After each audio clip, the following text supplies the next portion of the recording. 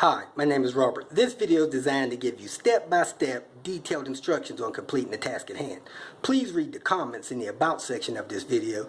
It has valuable information and updates. My YouTube channel has a disclaimer video that I encourage you to watch. And please like, share, and subscribe. I hope you found what you're looking for. Thank you very much for watching. In this video, I'm going to be installing a turbo boost gauge. In my opinion, if you have a car that has a turbo installed, a decent boost gauge is your only indication as to how that turbo in that system is functioning. So in essence, a turbo boost gauge is the pulse of your turbo system. Now this boost gauge that I installed, and I'm going to show you how I did that, has three primary features. It has a voltmeter, it has your fuel to air ratio, and then it has your boost. Right now the car's not running, so that's the boost at static, which should have been 0. Now that the car's running, my system shows the voltage for about a minute, and after it shows the voltage, it switches over to your boost.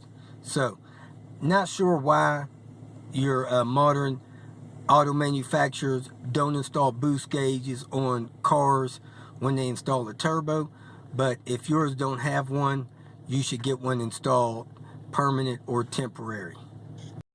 Now there's the stock turbo boost gauge that came on my Volvo 850. Somewhere along the road after these 850s, they quit adding these boost gauges. I guess when people have a lot of questions about stuff and start pestering the dealers and the service techs, they start taking things away from us. Some cars don't even have temperature gauges anymore. Well, you know, you really want and need a turbo boost gauge, because like I said, a turbo boost gauge tells you the pulse of your turbo system, and you won't know the health or condition of it if you don't have a boost gauge to give you an indication when something's going wrong. Now when you look back here on the turbo, it's got a wastegate. That wastegate has a vacuum line on it. There's another vacuum line going to the blow-off valve, and there's another line going to the bottom of the turbo.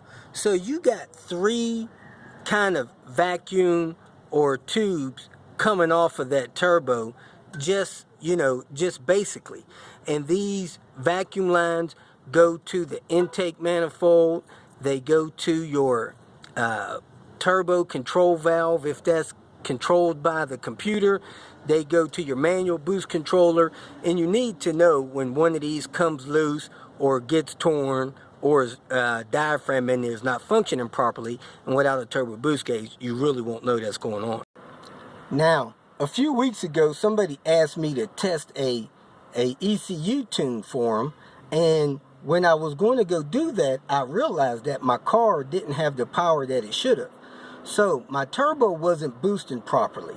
Well, I had no idea that because I didn't know where my boost gauge was supposed to be going to on my indicator. So it's good to know, especially if you've bought the vehicle used, where that boost gauge should be. And if you don't have a boost gauge, probably get one installed so that you'll know that the car is boosting properly. And it don't have to be a full-time boost gauge mounted somewhere. You can hook one up, test the system, disconnect it, and plug it back up, and just use it to test your system every once in a while when you feel that the vehicle's power has been affected one way or another. Now, under boosting, you lose power. It costs you efficiency of your motor. Over boosting is actually dangerous for the motor and could damage the internals, bend rods, and cause you a lot of issues. So if you have a turbo vehicle, it's good to learn what this thing is supposed to be boosting at. If you have a sway gauge like that, you'll know that it's boosting somewhat, but you don't know where it's actually boosting at. But if you install a decent quality turbo boost gauge, you'll get the proper readings. Now, depending on the size of the turbo and the system, the way it was designed, I would say that most cars probably have a low pressure turbo, where the turbo is boosting somewhere between 5 and 7 psi. My car is actually considered a little bit high performance, so it is set to boost at about 10 psi, and some are even higher than that.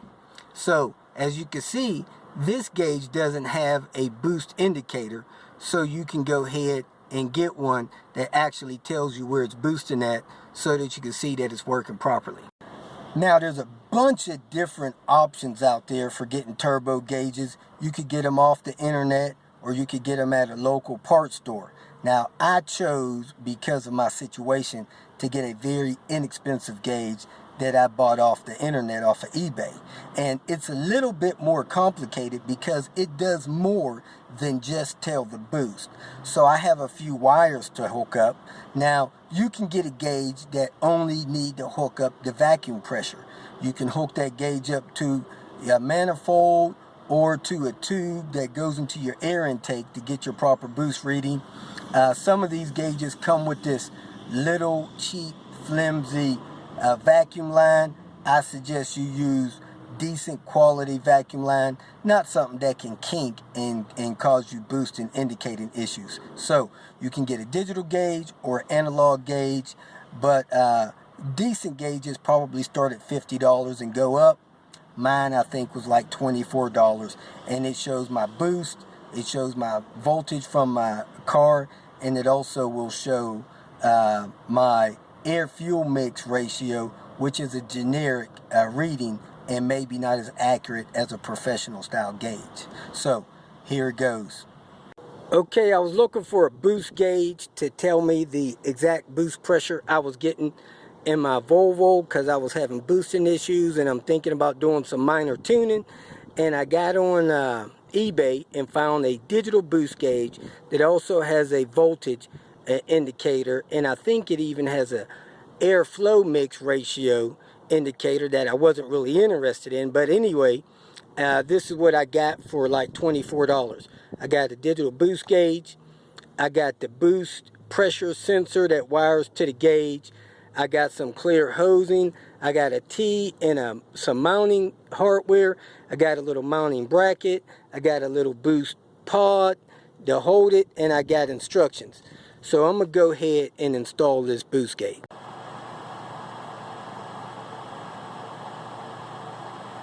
I have decided that I'm not going to use that cheap clear plastic tubing to run my vacuum from the instrument indicator to my vacuum tree. So I got this vacuum tube here from the parts store, and I'm going to swap it out. This stuff is very hard to kink or to restrict, where that other stuff may get moved or kinked or something like that. So that's the size I use. So here's the boost adapter. So this receives the boost from the vacuum gauge, and these wires and plugs plug into the back of the, or wire into the boost gauge. So let me go ahead and grab the instructions and show you where it goes. Just follow the instructions. The boost gauge says put a yellow on a hot battery, put a red on a hot that comes on and remain hot when you turn the key on, and the black to a ground, and the green to a boost sensor. And in my case, since I have the fuel air ratio mix, I'll wire that to my O2 sensor wire. Not sure which one, I'll have to test that and see. And then this little sensor thing I have has a red that goes to something that gets hot when the ignition's on, black goes to ground, and then white connects to the green wire on the boost gauge. So I have my multimeter here, and what I need to do is find some wires particularly close to where I'm going to have this boost gauge, and find a ground, a couple of hots, and then I'll have to run a longer wire to my O2 sensor wire. First thing I'm going to do is check for ground, so I'm going to select ohms over here on my meter. Then I'm going to back probe the switches, wires on the back of my headlight switch. Some people wire things to their dimmer switch, and since I don't think my gauge dims, at least not with a dimmer switch, I'm not going to do it. Now you could do this two ways. You could back probe wires, or you can just unplug the switch and front probe wires. So I'm going to go ahead and unplug the switch and do it that way. But you don't have to. If you want, you can back probe the plug like that. So let me try that first. Okay, to check for a ground, I select ohms on my meter here. So now I got ohms selected. I'm back probing my black wire, which I believe is ground. I'm taking my other wire, putting it on some bare metal over here by the door bolt. And now when I come back over here, as you can see, the ohms is halfway through the gauge. So when I pull that hand away from that bolt bare metal, it drops off. So that's going to be my ground for my gauge. So on my headlight plug there, that was in plug number 10. The next thing I'm going to do is look for 12 volts hot. So I'm going to pull my wire off of there. I'm going to crank this around to read some battery volts. I'm on the battery voltage reading there. And I'm going to back probe my wire number 6 here. The other wire I was on was actually number 10. So I'm going to back probe wire 6 because I think it's hot. And I'm going to see if I got 12 volts there when I hook my wire back up to that good ground I had. So I'm back probed on number 6 there. Now I'm going to come over here and put my wire on that. I should have voltage. And as you can see there, as soon as that comes in focus, I got between 10 and 16 volts. So I got about 12, 13 volts there. With the ignition off, I have that hot 12 volts. So now I'm going to look for 12 volts that switch when the ignition comes on. I think that may be in my wire harness number 4. So I'm going to back probe number 4. I got volts selected. Now I'm going to take this over and give it a ground. And when I come back over here, I have no volts. So I'm going to set my phone down and I'm going to turn my ignition on and see if I get volts. So let me hold this here, turn the ignition on. And as you can see, I have volts now, about 12 or 13 volts. So that's going to be my powered on power supply, which is a blue yellow wire on my car. I checked a couple more, and I also have a blue yellow wire back on the back side on pin number 7. That's a hot wire when the ignition is on, so I might use that for my other hot wire. So let me go ahead and get my connectors and splice in these gauge wires. These are the kind of quick splice connects I normally use. You normally don't have to strip the wires with them, but you put one wire in that way, and then you put the other wire across there, squeeze that down with a pair of pliers, and it splices into an existing wire, and you normally don't have to strip any wires. So let me go ahead and splice these wires in where I said I was going to on this light switch. Okay, this is how I'm going to put this splice together. I put a little black Sharpie mark on my feed wire to make sure it's fed through as far as I need it to. I got my other wire hooked on the connector. Now I'm going to squeeze that metal thing through both wires and they should be secure. After I made my splice, my wire pulled out. So evidently it wasn't enough meat on this wire to stay locked in that crimp. It's probably a 22 gauge wire. And my crimps are for 14 to 18 gauge. So I'm going to fold this wire here and try that again. So I'm going to push it in probably up to my thumb, remark it. Okay, it grabbed both wires and it's crimped in there. So I'm going to go ahead and back probe this wire, make sure I have 12 volts there right now. I unplugged the connector and I do have 12 volts there. So I'm going to go ahead and splice these other wires and go from there. Okay, I hooked my grounds up to grounds, my ignition power up to this ignition power line, and then my hot power up to that. So I'm going to go ahead and test those connectors before I tuck them, and then I'm going to run my vacuum line and splice into that. Now there's usually always some place to double check this power, either through the tip, through the side, or through the back of the plug, but you can get a multimeter poked in there somewhere and do that. Now here's the boost unit. It looks like there's enough space under my speaker to put this as well. So I'm going to plug this line in here, and then I'm going to feed the tube down under the dash and splice into the boost line that comes through the firewall and into the vehicle that way. So I pulled my 3 screws from my dash under panel and pulled that out. Now I have some wire there. It looks like maybe 16 gauge that I'm going to use to wire to the O2 sensor and splice into my little wire harness here. So when you come under the dash, there's ways that you could get through the firewall there. Now if you poke around under the dash, there's probably 2 or 3 different vacuum lines you're going to run into.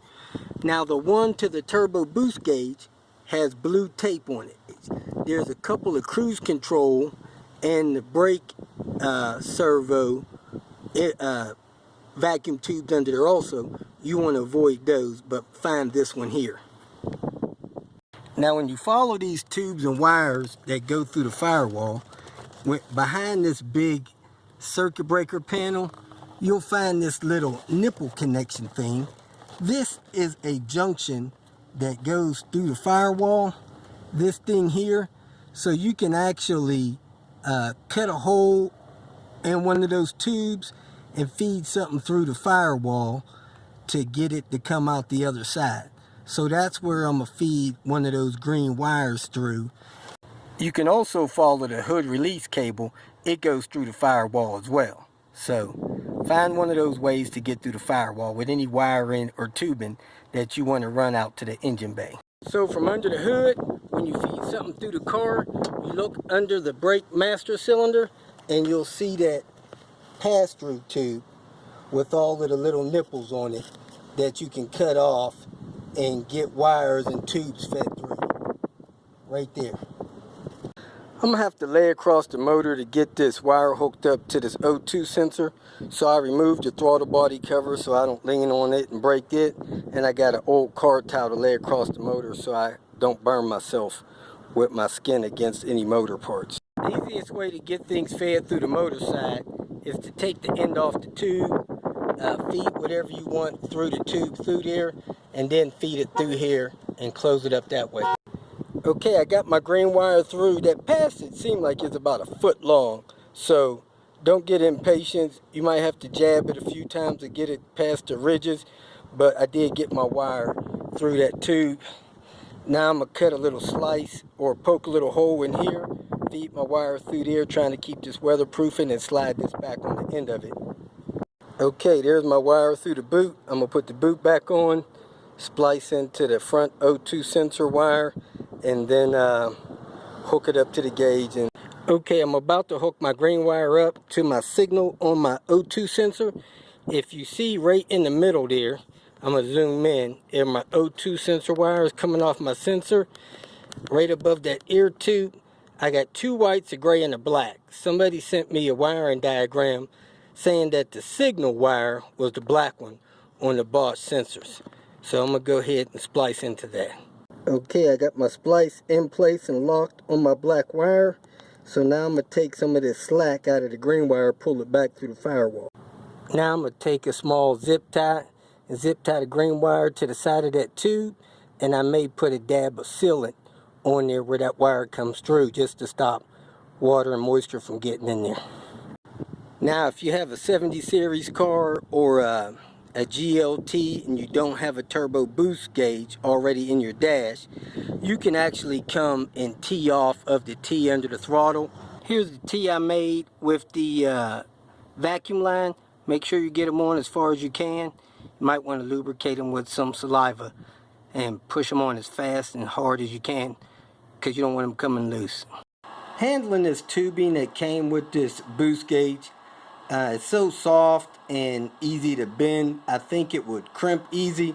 So I'm really going to urge you and recommend that you get some vacuum tubing and use it to make your boost pressure connections instead of this soft stuff that is typically used with supplying air in an aquarium. Okay, that's my T-junction. So I got my vacuum hooked up. If for some reason you don't feel like your vacuum's real tight or you're uncomfortable with it, you can get small zip ties and zip tie the hose to the T-connections in places like that. I want my boost gauge to sit up here on top of my speaker grill and be sunk down in a little bit. So I cut a cutout in my speaker grill so that the wires can plug in the back and the gauge can sit down on there. And I'm going to poke 2 holes on the side so that I can zip tie it to the top of the grill. Okay, I'm probably going to take my gauge off and paint it flat black. But in the meantime, I'm going to go ahead and secure it and test it. Okay, I got the boost gauge in place. Sit down in my speaker grill like I want it. I push the dimmer back in, the rear fog light switch back in, the light switch back in. Well, this kind of sucks. My boost gauge is on all the time, even when my car is off and my keys out of ignition. So there's the gauge sitting on idle. I guess that 4 or 5 orange dots there is supposed to be my fuel air ratio mix. I'm supposed to be on -1 or 2 boost, which this is indicated maybe a 7 or 8 vacuum. Okay, my mistake. I looked at my instructions again, and it says the yellow is supposed to go to a hot battery and the red is supposed to go to the ignition. So I got that mixed up. So let me switch that so that gauge can go out. Okay, I got my wire switch, my yellow on the hot power and my reds on the ignition power. And as you can see, my boost gauge is off with the car off. Well, the boost gauge appears to be working, but so far I don't like it. I have a reflection of myself in the gauge and it's hard to see the gauge. Okay, I'm about to get on the freeway and get a boost reading. A little more traffic on the road than I want, but I'm almost at 50, so here it goes.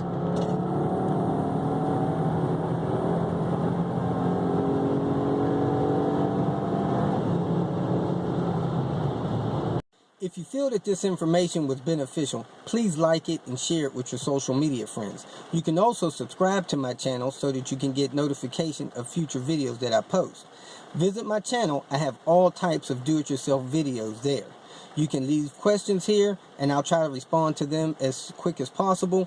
You can also visit my website at robertspinner.com. Thanks again for watching.